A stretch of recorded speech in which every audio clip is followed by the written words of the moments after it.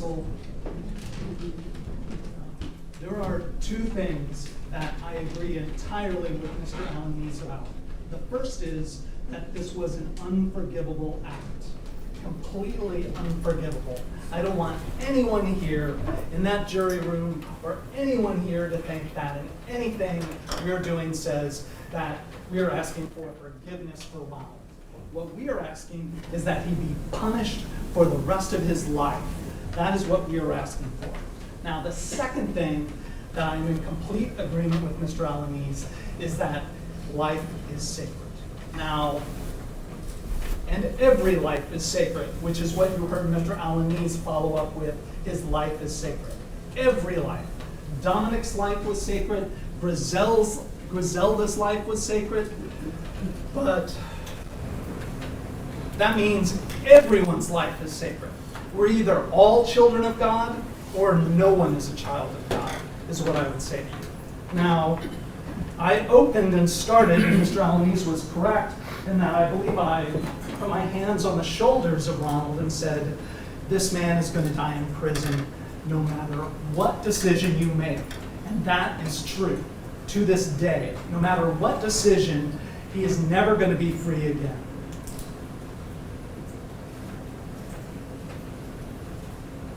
I have to look at my notes, I apologize.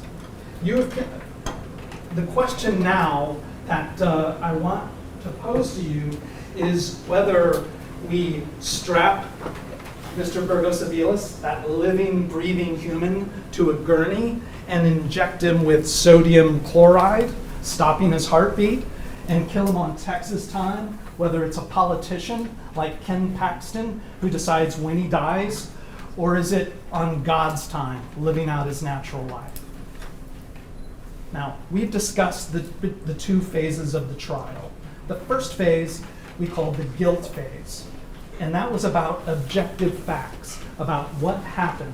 And that's why your verdict had to be unanimous, one way or the other. Either something happened or something didn't happen. Now we're in the penalty phase. Now, I know Mr. Alanis would like very much for us to stay in that guilt phase because they had a very strong case. It was obvious that they had a very strong case. Matter of fact, almost everyone who came into TAMU and then came and sat in that stand said over and over, yeah, everybody knows he's guilty. That's why Mr. Alanis would like to keep talking about that first phase, the guilt phase.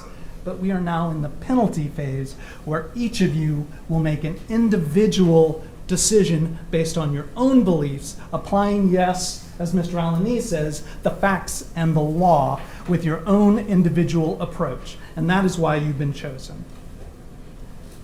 It's simple. You get a choice, you get a choice, you get a choice, you get a choice, you get a choice, you get a choice, you get a choice, you get a choice, you get a choice, you get a choice, you get a choice, you get a choice, you get a choice, you get a choice, you get a choice. This is the penalty phase. It's not the guilt phase where it must be unanimous. The only way that Mr. Burgos-Aviles is executed on Texas time is if all of you, in your own individual choice, make that decision. You even heard Mr. Alanis say that during his first part of his closing. It's very simple. Every life is sacred. As Mr. Alanis said, every life matters. I'm asking you to condemn the sin, not the sinner.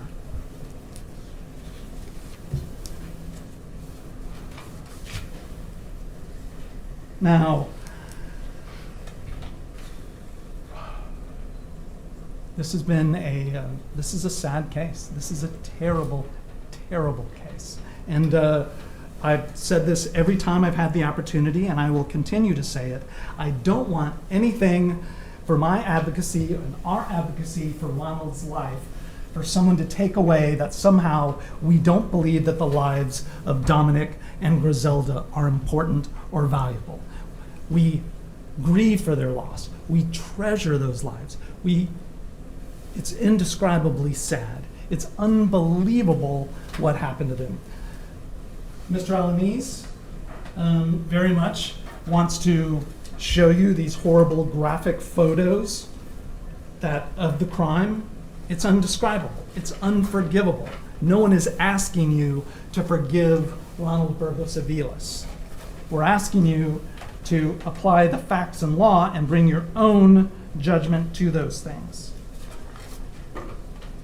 Now, what I suggest to you is that the only way to get through the tragedy and the sadness is to, as these district attorneys told you to do during your voir dire, which is to set aside the emotions, to set aside your feelings, and apply the facts and the law.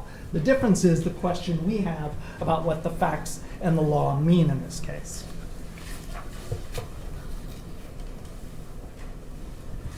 Now, I talked to you in my opening about our shared burden. I have carried a burden of asking for a life for some time. And I feel that burden very deeply today. And in a little while, I'm going to pass that burden off to you to make a decision about whether or not to take a life.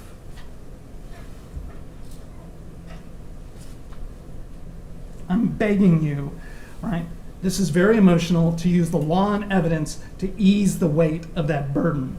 Condemn the sin and not the man, because we are all sinners and we all fail. I apologize. My throat is catching.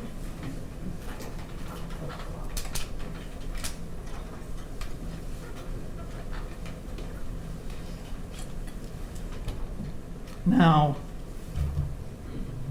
you heard the story that Ronald told Amy in their phone call. He said, I read this story and I was thinking about you and I was thinking about the kids. It's a story about a man who doesn't appreciate his wife. He doesn't appreciate his life. He parties too much, New Orleans, Mardi Gras, and he starts to drown at sea.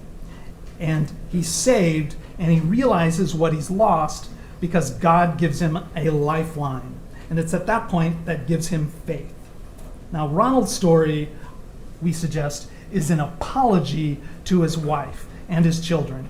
He's telling her he didn't appreciate her and he didn't appreciate what he had. This is Ronald's repenting through God. You have to condemn the sin and not the man. Now, I'm going to talk to you a little bit about the special issues. But before I do, the reason we have this slide up is because we want to remind you about where the word penitentiary comes from. It comes from penitence, which means to repent or sorrow or regret for doing wrong. Ronald has a lot to repent for. Terrible, terrible sins. He's going to be sent to the penitentiary for the rest of his life for that repentance. In the opening, I talked about how much Dominic and saw Mr. Alaniz made reference to it in his closing. Send him to death row. They have mirrors on death row. I don't believe actually that's what Mr. Fitzpatrick said, but to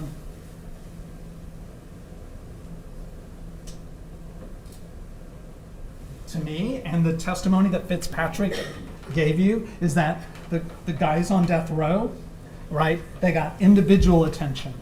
They came to them individually, right? There was something special about it. My answer is that Ronald's going to be a face in the crowd, right? A face in the crowd. Just another murderer, another terrible story. Every time he passes a window pane and he sees his own face, he's going to see Dominic. He's going to reflect on that. It's going to be his punishment for the rest of his life.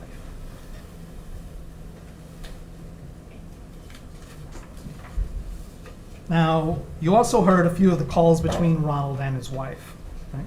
Some of them were rude, but you also heard that beautiful call about reckless love and the story about Ronald's dream. That is Ronald. This is an important day, and voice is giving out. That is Ronald beginning his lifelong penitence. That beautiful dream of reckless love. Now, I know Mr. Alaniz, in his remaining 15 minutes, is going to remind you of the poor behavior of Ronald, of his messages to other women, he has a lot to repent. That's obvious. He's murdered 2 people. But I'm asking you to condemn the sin and not the man. I'd like to talk to you about family and faith. I'm going to start with Ronald's wife, Amy. Poor Amy. Everything that she's been through, right? She's, in addition to what she's been through with her childhood sweetheart, she's had to have her personal calls to her life love played throughout the world. Now, I want to remind everyone it's easy to take a moment in a relationship out of context to make it look good or bad. All these relationships have struggles within them, moments that are difficult, but at the same time, there are moments of love and tenderness, and you heard that. Everyone is more complex than the single moment of the worst thing that is happening. You also saw a cruel video of Ronald with his child, but you also saw messages from Ronald to his children trying to still be a father from a jail cell in Laredo. It's just much more complicated than that. He's made a terrible, tragic, irreversible, and overwhelming mistake. The act is evil. You heard Mr. Alanese talk about Ronald's father, Carlos, describe it as an evil act from Satan. We all say it's evil. It's obviously evil. It's a terrible act. But you also heard Carlos say you condemn the sin and not the sinner. Now, I'd like to talk about Special Issue 1. And I'm going to keep reminding everybody, right? Before Ronald can be sentenced to death, you each have to make an individual decision whether there is a probability, not a possibility, of whether Ronald would commit criminal acts of violence in the future that would constitute a continuing threat to society. Now, and again, I remind you over and over, right? It's the state that bears this burden. So when Mr. Alanese says, well, you're not saying that he will do it, you're saying that there's a probability he will do it. Okay? Do you see how playing with the words? Don't worry, you're not saying he's going to do it. I don't object to that, saying that I'm playing with the words. I'm not playing with the words, Your Honor. Overall, Well, do you see the point of the words, the distinction that Mr. Alanese is trying to make, right? He's trying to relieve you of the burden of grading what the state has to present you. Because now, later on, right, we're going to talk about Dr. Cunningham a little, in Dr. Cunningham's book, which says that an individualized assessment interview is the best way to do it. Now, why would the defense bring you that when they have the burden? They have the burden to show that that man is a continuing threat to society. So what I say to you is that when you make that decision, when you answer the question, right, you're not saying that there is no chance that Mr. Burgos-Aviles is a continuing threat to society. What you are saying is the state hasn't proven their burden beyond a reasonable doubt. And that is the law. And that is the difference. Now, I want to talk about what underlies this, because that was a part of the testimony of Dr. Cunningham. The reason why you have to answer Special Issue 1 is because the law says that if someone is incapacitated, and what did Dr. Cunningham mean by that? If someone is no longer a threat to Texas, to society, then life in prison is enough. We only get to Special Issue 2 if they are a continuing threat to society. So as you think about answering this question, and as you work through this special issue, you've got to know if Ronald is no longer a threat to society, then his punishment is life in prison. It's not the death penalty. And you'll also remember that during every one of your voir dires, every single one of these prosecutors told you that in Special Issue 1, you can consider the facts and circumstances of the crime, but we're going to bring you something extra, something extra to meet our proof beyond a reasonable doubt. Now, what did they bring you extra? They brought you Mr. Fitzpatrick. Now, Mr. Fitzpatrick is, there's some ironies here. He's the head of classification. But it was a little odd, right? Because we had an official, a longtime official from the Texas Department of Corrections and Justice who basically came and said, we can't handle it. We can't handle this situation. Now, the facts and the actual data and the statistics suggested something different, which is what I asked Mr. Fitzpatrick about in cross-examination. How often are the escapes? How many prisoners are there? So that is less than 1%, less than 0.5%, a 0.1%, and those are the answers that you got from Mr. Fitzpatrick. That they are very good at their classification. They've been doing this for decades. I asked Mr. Fitzpatrick, did you create this classification system? And he said, no, it's been developed since way before I got there. It's over and over and over.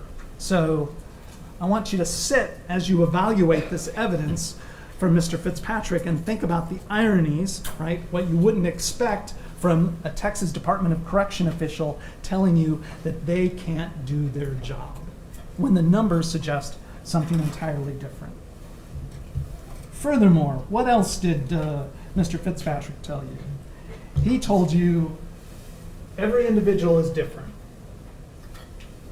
Now, when I asked explicitly Mr. Fitzpatrick, you're not here to give an individual assessment of Ronald Burgos-Aviles, are you? He said, oh no, I have no knowledge, no opinion of it. Did you review his jail records even from Webb County? No, I haven't looked at his jail records from Webb County. So I ask you, when these people have the burden of proof to show that Mr. Burgos-Aviles can't be incapacitated, how can they say they met their burden of proof when the only additional witness they brought told you, no, I'm not here to get an individual assessment. I haven't even looked at his jail records. Sit with that moment. So when Mr. Alanese says, oh, Dr. Cunningham said the best way to provide this information is to give an individual assessment, well, the only witness, and they have the burden of proof, the only witness they brought told you directly, I have nothing to say about this individual.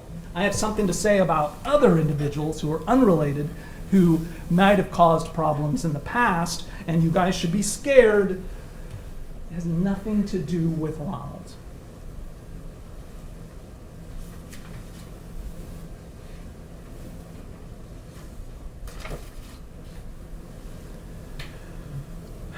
So, what did Mr. Alanese rely on today when he was talking to you? He went through his slides and said, this was a horrible crime. This was a terrible, terrible, awful crime. That's why you should fear Ronald Burgos-Aviles, because this was an awful, awful crime.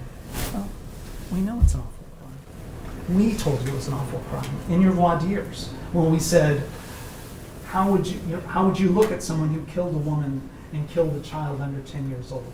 Mr. Pena, the first day we all met at TAMIU, told you this is a horrific, horrible crime that doesn't make any sense. What I'm telling you is, and what Dr. Cunningham also told you, who I'll get back to in just a moment, is that just because someone commits a horrible crime in the past doesn't actually mean anything in the context of how they'll be incarcerated. And you remember that chart that Dr. Cunningham gave, where he said crimes are a product of the context and the situation that they're in.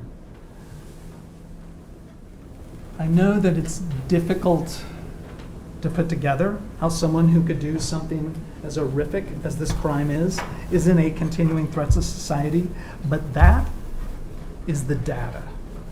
That are the facts. Now, just now, you heard the district attorney talk about, and this is how he started. This man scheduled his own death on April 9th. He's the one who scheduled his death. Now, what does that mean, right? That means that what they're saying is don't pay attention to these special issues. If you found him guilty, he scheduled his own death, then the death penalty is automatic. When every single one of these prosecutors told you when you were picked at jurors, it's not automatic. It's not automatic, right? We have to bring you something more. We have to prove something to you. Now let's look at the evidence that you have to counter the circumstances of the crime. You have 5 years of data from the Webb County Sheriff's Office. 5 years of data. Now, Mr. Alanese, during his closing argument, said, "Oh, this man is so clever. For 5 years, he's been faking it. He's faking it for 5 years." I want to remind you what we lived through these past 5 years, right? Because you remember Mr. Alanese started with, "It's time," right? How long it's taken, now it's time, right? We've lived through a pandemic where the Webb County Jail was essentially shut down. What I suggest to you is nobody can take 5 years of respectable, quiet behavior. That's not, it doesn't make any sense. All right. Now, he also made a big deal of, and I'll talk about sweet retired Lieutenant Elizondo in a moment. Oh, he's getting psychology books.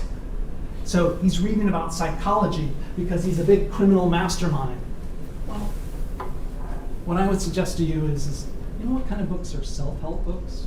Psychology books. So when you want to try to improve yourself, when you want to try to be a better person, when you want to try to reflect on your sins, when you want to do penitence, you get psychology books so you can learn about yourself. That's what psychology books are about. So now, it's interesting too, right? Because they're relying on his planning and his destroying evidence at the scene as his criminal mastermind as to why you should believe he's a future, that he has a continuing act of, that he's a continuing threat to society. Well, let's talk about his mastermind at the scene, right? You heard all those officers say from the first trial that actually he wasn't very good, that he looked like he was about to get sick, right? So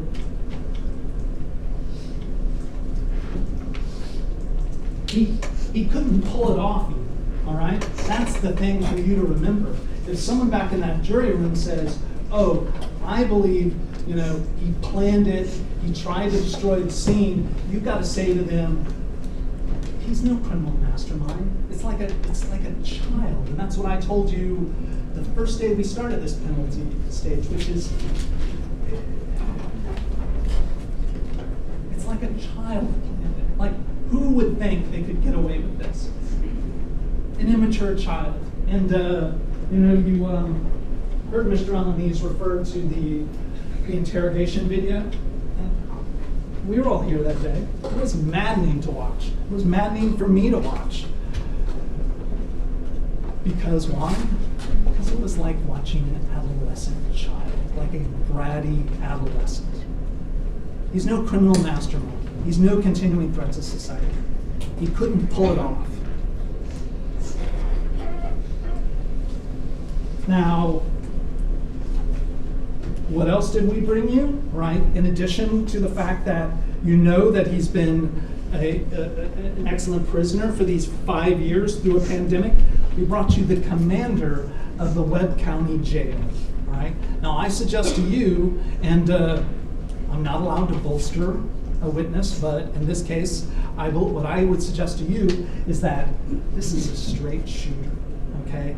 This guy, he's a career law enforcement officer. He's no friend of a convicted murderer. He has no bias here. He has nothing, he's not gonna do the convicted capital murderer any favors, right?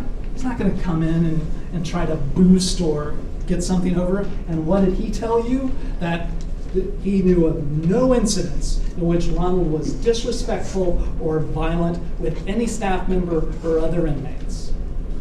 In addition, we brought you a lieutenant, retired sweet Lieutenant Elizondo, who dealt with Ronald regularly because she dealt with the mail, and the worst thing she could say is that he complained sometimes because he wanted his books. So Ronald wanted his books about religion, and he wanted his books about God. That was the worst thing. He was never disrespectful, he was never violent, he was never threatening for 5 years in the Webb County jail. Now, Dr. Cunningham.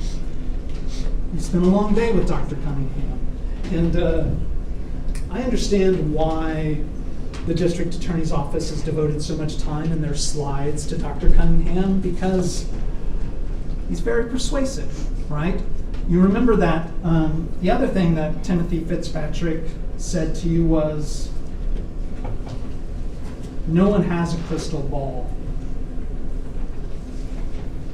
right? The two things he said, every individual is different and no one has a crystal ball. And you remember Mr. Alanese saying, do you have a crystal ball up there? And Mr. Fitzpatrick saying, no, I don't have a crystal ball. And he's saying, do you see a crystal ball on my desk? No, I don't see one. Do you see one on Mr. Boggs' desk? Do you see a crystal ball? No, nobody has a crystal ball. That's right. So, and Dr. Cunningham went through that, right? Nobody has a crystal ball, and that's the distinction he made. So if no one has a crystal ball, and they have the burden to prove that that man is a continuing threat to society, how are we going to do it? What is the best evidence to do that if we can't predict the future, if we can't look into a crystal ball? It's the facts, it's the data, right? So you heard Mr. Alanese say, oh, that was from other states. It was from all the other states except Alabama. You remember Dr. Cunningham saying, well, that data, first off, a lot of it is from Texas, and number two, there's no reason why jails are pretty much the same in other places, right? So what I would suggest to you is that they have the burden, they presented you no evidence, zero evidence, making any individualized assessment of Ronald Burgos-Aviles. The only data, the only facts you have came from the defense, from Commander Hernandez, from Lieutenant Elizondo, and from a distinguished psychologist, board certified in both clinical psychology and forensic psychology, who's published numerous times and cited in United States Supreme Court cases, versus, well, I'm sorry, but nothing. Now, the other thing I would say to you is you're allowed to consider everything that's in this courtroom, okay, as a part of your jury deliberations.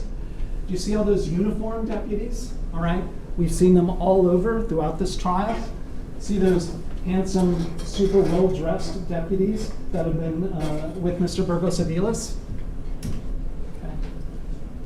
You know this district attorney has subpoena power, right?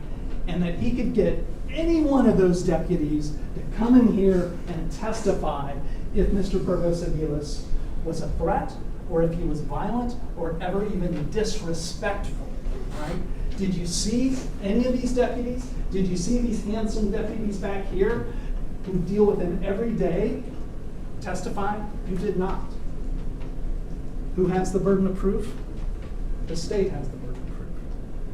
Mr. Burgos-Aviles is not a continuing threat to society. That should be obvious.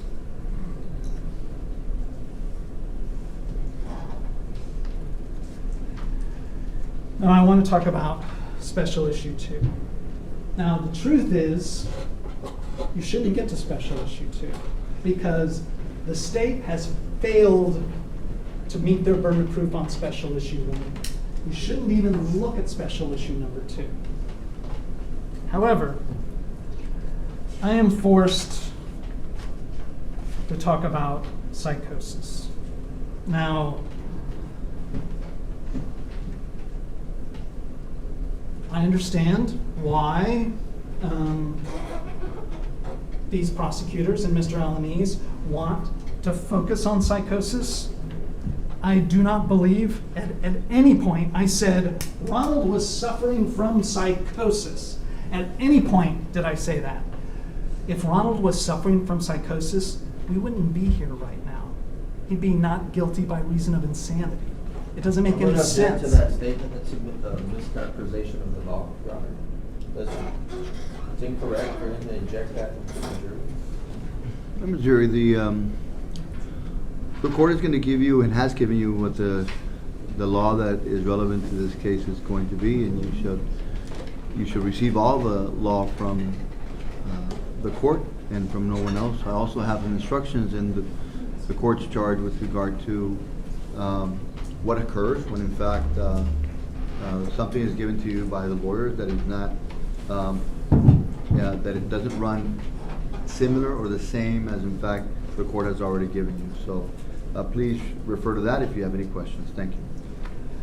So I apologize. I don't mean any disrespect to these proceedings or to you, but you can hear my voice. And I'm going to put a cough drum in.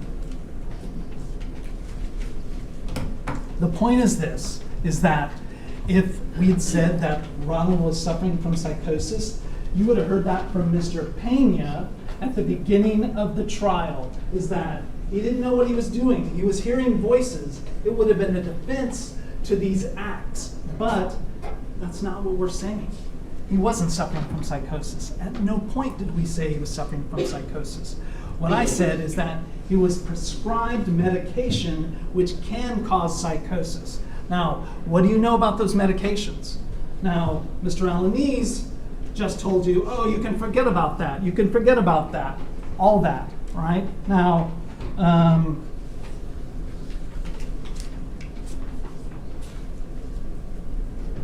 Dr. Gonzalez. Now, he's a very good OBGYN, clearly, right?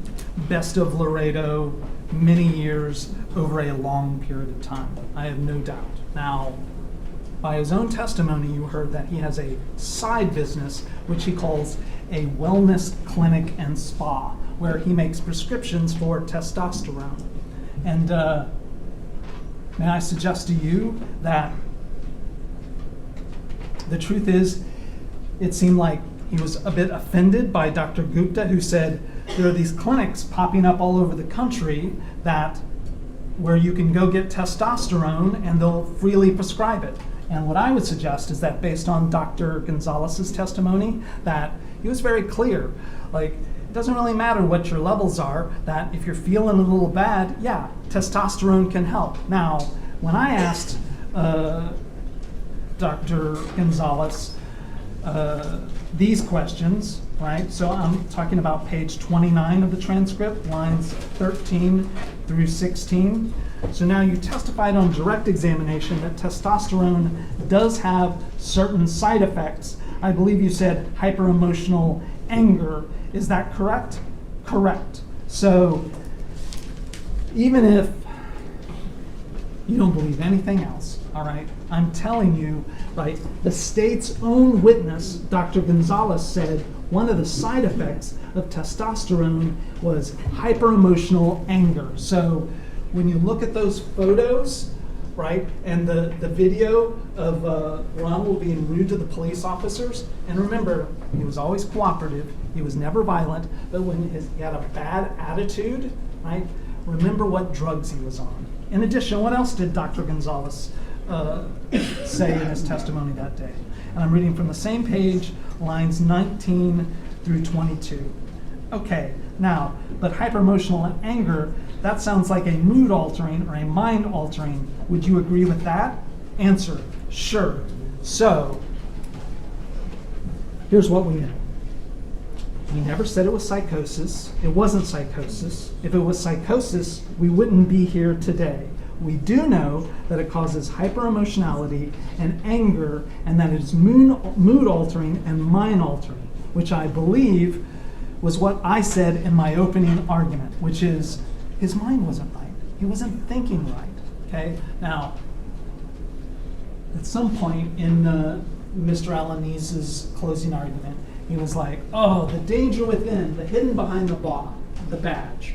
My question to you is you have a 28-year-old man, okay, who has no prior criminal history, all right? Matter of fact, he's a naval veteran. He's a supervisor in the Border Patrol, which he achieved very quickly through hard work. Doesn't have any violence, suddenly goes out and commits a horrific, terrible crime, a disgusting, awful crime. Wouldn't you want to know what's going on in his mind, right? When you're weighing his moral blameworthiness, right? His moral culpability, wouldn't you want to know if there was something affecting him, if there was something going on? I'm gonna object to this argument, placing additional burdens on the state, Your Honor, that we should be obligated to have them evaluate. This is argument of counsel, and the jury, both parties are allowed to give argument what they believe the evidence is already showed, and also to make reasonable inferences therefrom. Remember that in instructions that I've given you with regard to that what counsel tells you, if it's not supported by the evidence or statements of law made by counsel, that if not in harmony with the law stated by the court, that you should in fact follow what the court tells you. Thank you. So what I'm saying is wouldn't you want to know these things about what is going on in the person's mind? So nearly 3 decades of a, frankly, an accomplished life, right? He's progressing, he's immature, he cheats on his wife, on his childhood sweetheart, but all of a sudden, out of that, he goes and commits these ghastly, disgusting crimes. Wouldn't, as fact finders, as someone making individual moral choices, wouldn't you want to know if there was something in his head? Wouldn't that be relevant to you? Do you remember when the district attorney talked about Juan David Ortiz, and he said, now, isn't it true that Juan David Ortiz suffered from an IED and had a brain injury? Isn't that true? And that's why he received a life sentence, even though he killed 4 people? Use that logic, right? Apply it to Ronald, right? The district attorney is telling you that Juan David Ortiz deserved a life sentence for killing 4 people because his mind wasn't right. Something was off in his head. The testimony, Your Honor, the state was not seeking death on Juan David Ortiz. Which was their choice, right? And everyone knows that was their choice. They chose not to. And then when the witness was asked about it, he said, well, did you know that Juan David Ortiz had a brain injury and suffered from an IED in Iraq? It's the same logic. I beg of you to use it. Now,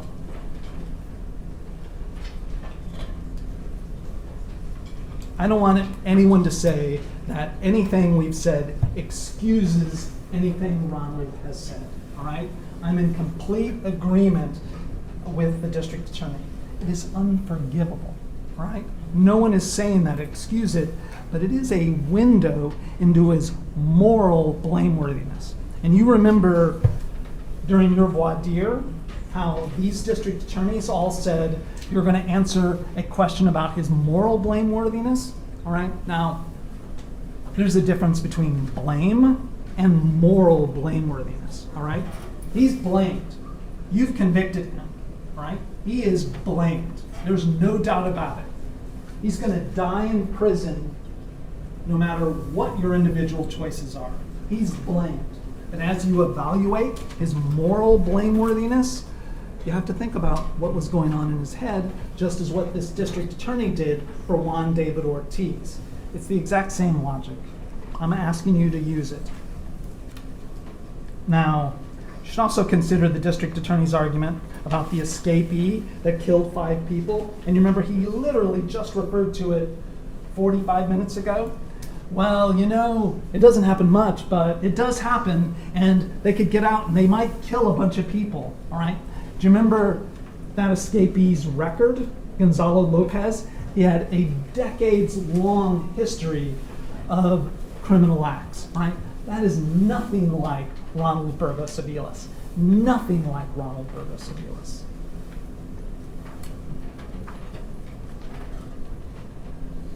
And again, I'm going to keep repeating it. I'm asking you to condemn the sin and not the man.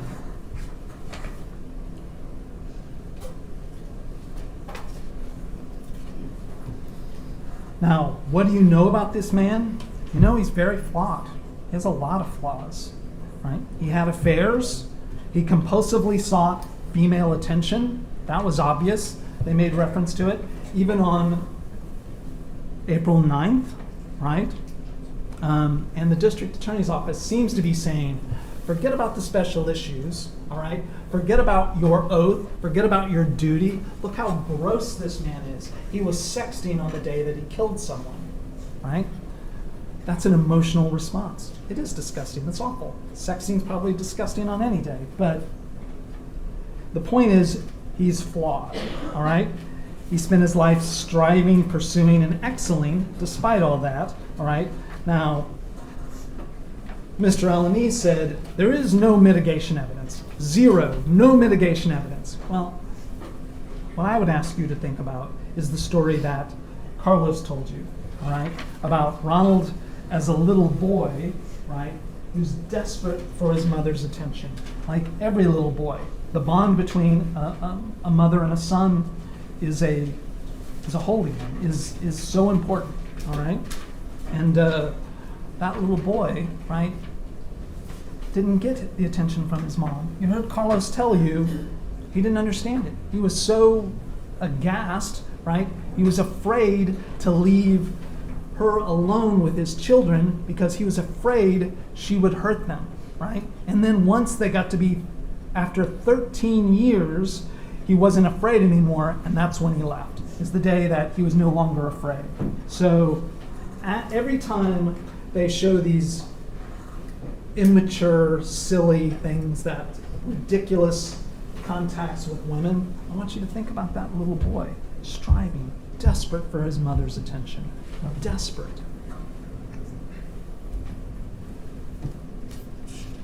The woman that when she had a second son, she cherished him, giving him love, physical touch, taking care, all the things that she didn't give Ronald. So not only did he not get those things from his mother, but he had to grow up seeing his brother receiving all of those things. Now, the district attorney played you, or showed you, played you a phone call. It was in Spanish, and they provided you a translation of him being very rude to his mother. It was out of context, right? You learned later from Carlos that his mother shows up at a trial, his capital murder trial, where this state is seeking to execute him without any notice, right? Like it was a birthday party.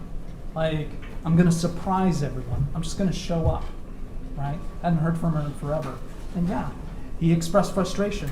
Why would you show up? Why would you surprise me? Don't you know everyone's looking at me? Don't you know every moment I'm being scrutinized? But what they didn't show you, and what we showed you, is that the very next day, he wrote his mother a letter of apology. So the same mother who didn't hold him as a baby, and that time that we know is so vital for bonding, those first 1,000 days, right? Who wouldn't touch him, who he wanted to be held, wouldn't, and then when she had a second child, preferred the second child, that same mother, who then has a birthday, acts like it's a birthday surprise for his capital murder trial. He's still trying to please her. He's still trying to make connections with her. He still loves her and writes her a letter of apology because he was rude to her the day before. So, all these relationships, right? They're more complicated. They're multidimensional, right? There's more to them. You can take a moment with Amy, right, and make it look like it's dirty, it's wrong, right? But then you take another moment and it's deep and it's meaningful. All these things deserve a context as you answer these questions. Now, Ronald's life. You heard from Carlos that when he was young, he left Puerto Rico and he moved to Florida. And he worked hard in Florida, right? He graduated early from high school. He got his high school sweetheart pregnant. They were so young that they both lived with their own parents. That's how young they were. But because he wanted to provide, he joined the Navy. He got a job, right? And he did well in the Navy. And then after he left the Navy, his grandmother and his father said, oh, you should go into the Border Patrol. And he'd always wanted to be a police officer. He'd always had a lifelong fascination with law enforcement. And you'll remember I told you that the truth is, this man, right, he identifies more with these officers in uniform here than he does with his defense counsel, which, in all truth, you might have seen in his messages about his defense counsel. But that is who he is, right? He believes in following the rules, right?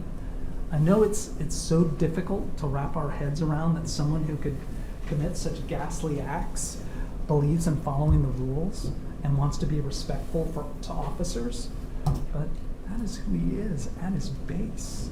And you can consider his good behavior in jail, right? His respectful, quiet attitude in jail over these years as mitigating evidence. You can consider his prior military service as mitigating evidence. You can consider his service in the Border Patrol, even though, obviously, the way it ended.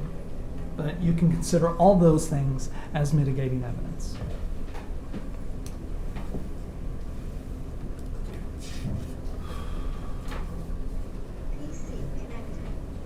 Now, something else I want to talk about.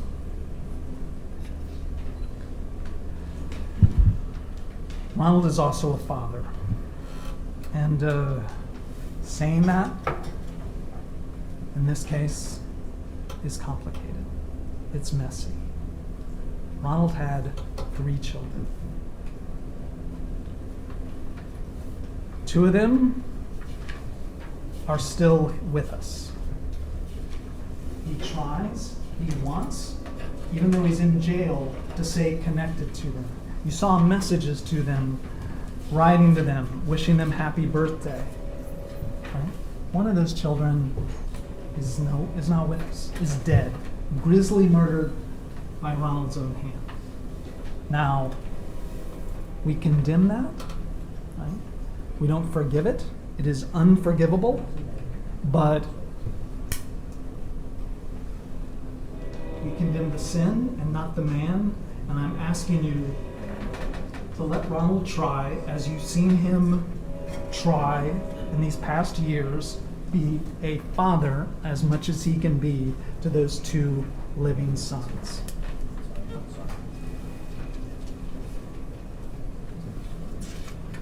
Now, a lot of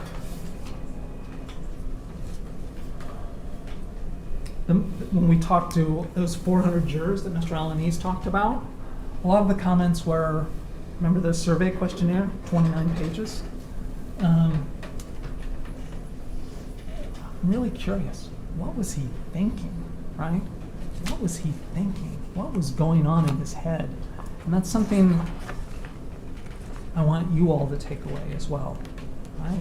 Because it doesn't make sense, right? It doesn't make sense that someone in nearly 3 decades of totally mundane, right, behavior, not exceptional, not violent, not criminal, right, no decades-long history, right, suddenly goes and commits horrible acts like this. It doesn't make sense. What was he thinking? So you shouldn't get to special issue 2, right? It shouldn't be a consideration.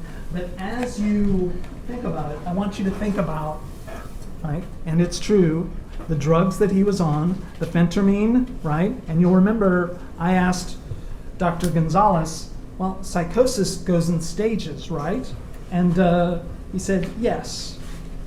If you want, I can reread that testimony. And it's same page, 29, lines 23 through 25. Okay, now there are phases of psychosis. Isn't that true? Answer, sure, right? So I regret backing up a little bit and talking about psychosis because it's not a true issue in this case. We never said it was a true issue. We said it's mind altering, right? We said it affects the way you think, but even if someone back in that jury room says, oh, that's a lawyer trick, they're trying to say he was under psychosis, you've got to say to them, I didn't say that, okay? And it doesn't turn on like a switch, like Mr. Alanese is telling you. There are phases to it, right? Your brain is affected. So as you think about his moral culpability, right, and you make this individual decision, you've got to consider it, okay? What was he thinking? Something was going on in his head.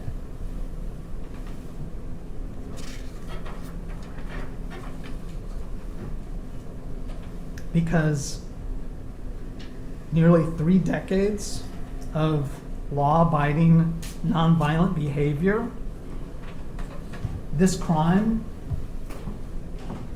he's going to be labeled a child killer. He's going to be labeled for the rest of his life as a capital murderer, but what was he thinking? It's not who he is.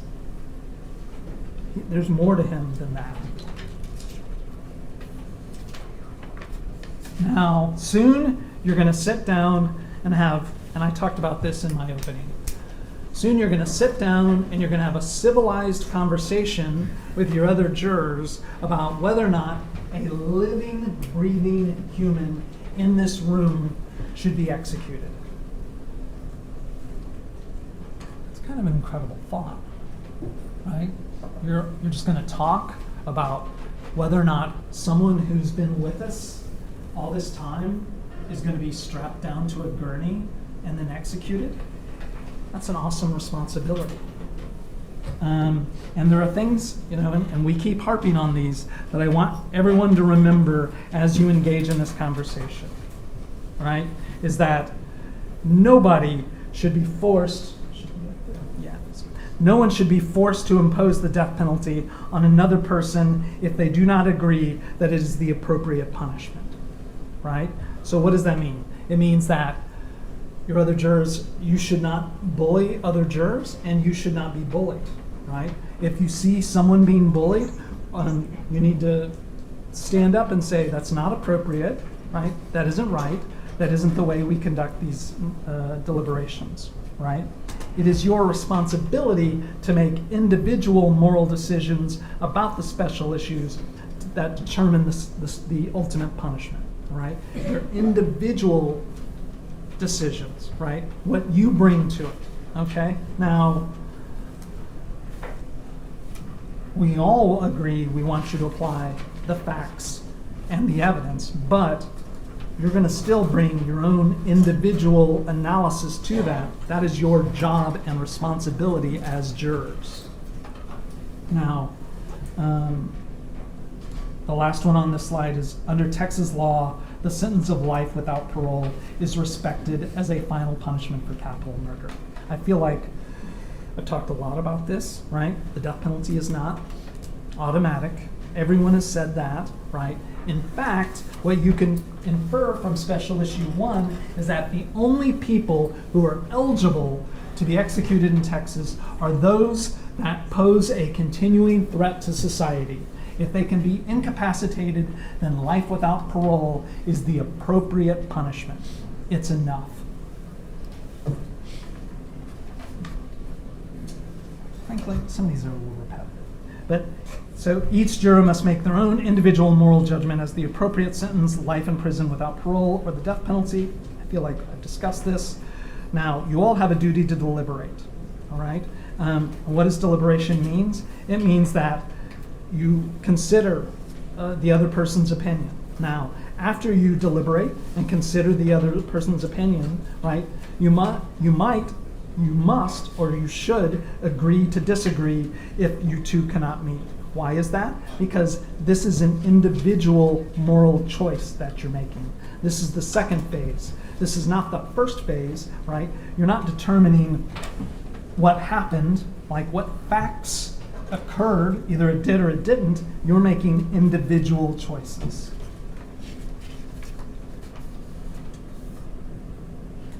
And once you've made your individual choice, you must vote in accordance with your own findings and conscience, and never to vote in support of a verdict that you do not feel is correct. Okay, so, and That goes both ways. Okay? I'm not saying it doesn't go both ways. It goes both ways. All right? If you came here to give someone a death sentence, I've probably already lost you. All right? And I'd suggest it's not accurate because the state hasn't met their burden on Special Issue 1. But if you've deliberated and considered and you came here to give a death sentence, and that is where you are, then you should vote according to that. And again, this is a little repetitive, I've said it. No juror should ever pressure another juror or feel pressured themselves to vote in violation of their conscience or their oath to make their own final decision on a verdict. Now, my theme is obviously condemn the sin, not the man.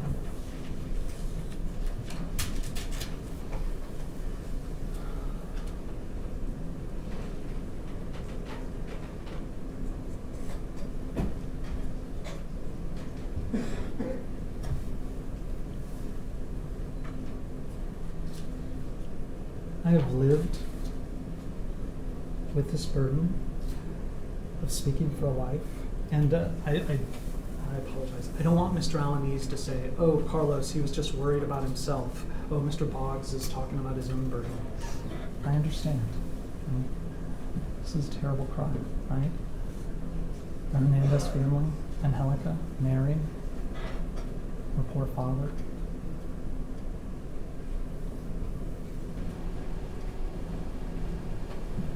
I talked about in my opening that 4th of July weekend, right, where we had several days off, and that the day before that weekend, we saw the crime scene photos, and I saw several of you crying, right? It was all I could do to stop myself from crying, and the joy and wonder of holding a child in your hands, which I hope you all have experienced or will experience. I know those things.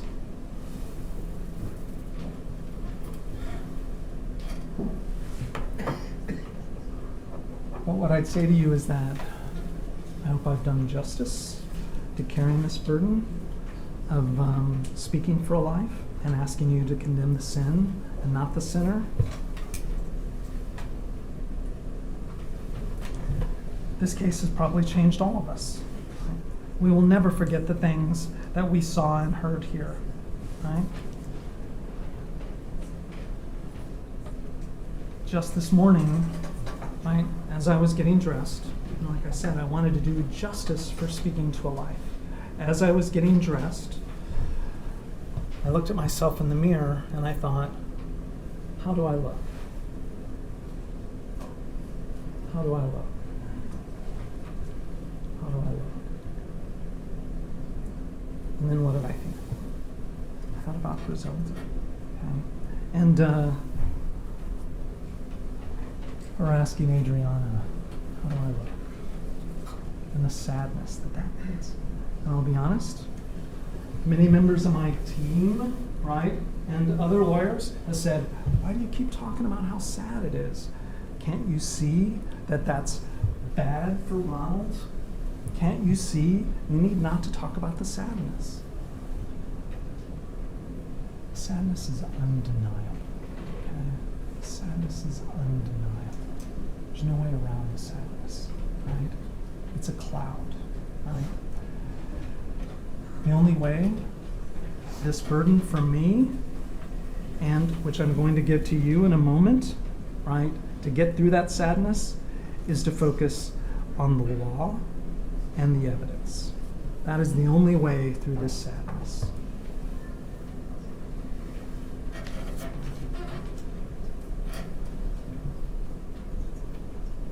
Ronald's going to die in prison no matter what your individual choices are. I'm asking you to do the courageous thing. Condemn the sin and not the man. I understand this district attorney's office wants you to vote for execution, right? I understand all these cameras in here, all this media. I understand what all that means as well. This is a big and important case. If it bleeds, it leads, right? That's what the media says. That's why they're here, all right? To vote with your oath, with your individual conscience, it's a courageous act. It's an important act. Ronald is guilty, all right? Breaks my heart, all right? Breaks my heart to think that the man that I've been working with, that I've sat next to, that I know is guilty. It literally breaks my heart. But I'm going to say to you what we all wish that we could have said to Ronald on April 9th of that year, which is this: you don't have to do it. Okay? You don't have to do it. You don't have to do it. Ronald, you don't have to do it. Please condemn the sin and not the sinner. Vote with your conscience and follow your oath. We are all God's children, or none of us are God's children. Life is sacred.